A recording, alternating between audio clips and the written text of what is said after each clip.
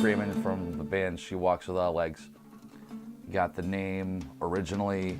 My sister passed away from spinal bifida a year prior, in 2008, and she died from complications with spinal bifida, and I got the name She Walks Without Legs from that because she was born paralyzed from the waist down. As all meanings do, the band's name can mean pretty much anything at this point. We're a pretty heavy band.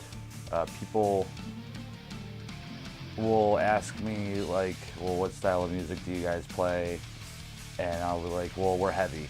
And then they're like, okay, well, what do you guys sound like? It's heavy. Like, there's not really a definition for us, I don't think. We're metal, we're hardcore. We got a little bit of doom, death. And I mean, it's still metal, but we're not like any like specific subgenre of metal. We started off in 2009. The original lineup was Keith Pearson, Frank Bean, Matt Moulton, and myself, and we wrote a good portion of the songs in the beginning. What I did originally was, I think a lot of bands just started this way, where I wrote about 3 or 4 songs and actually recorded them, showed them to these guys, and had them learn the songs, and that's how we started, and we just grew off of that. We didn't really get that much recognition in the beginning. It took a while for people to digest us, and then we picked up Eric Vlad on guitar. Eric added a lot to the table. He wrote a lot of material already, and he brought it to She Walks. That was the lineup for a while, so we picked up Jordan Parsons on bass, and we had like a killer lineup, and recorded a whole album all together, Relentless Determination, which is it's a pretty good album. We got that recorded through Jeff Weed in Bloomfield. It's a really nice studio. He's from the band, he's from the band Crotch Duster. I don't know if you're too familiar with that, but check them out, definitely. That was our lineup for a while, with Jordan on bass, Eric and Keith on guitars, Frank on drums, and me on vocals, and Keith doing backup vocals.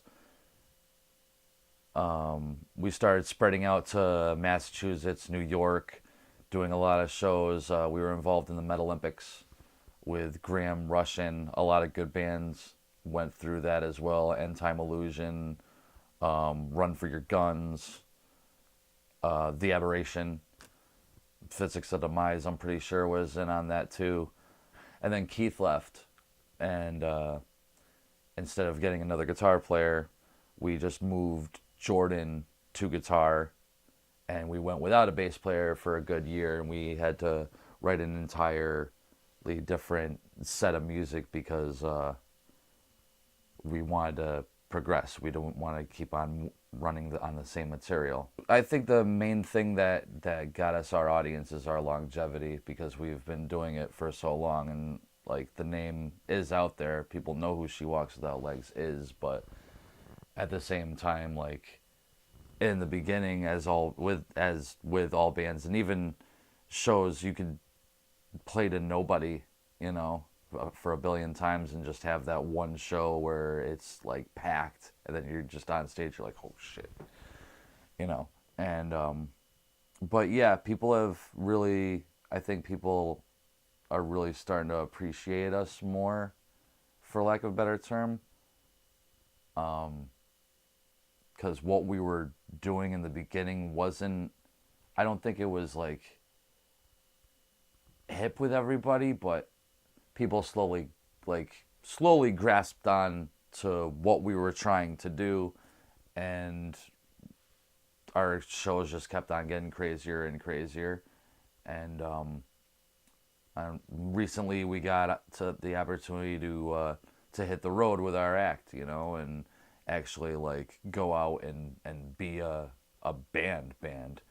And it was awesome. Can't wait to do it again.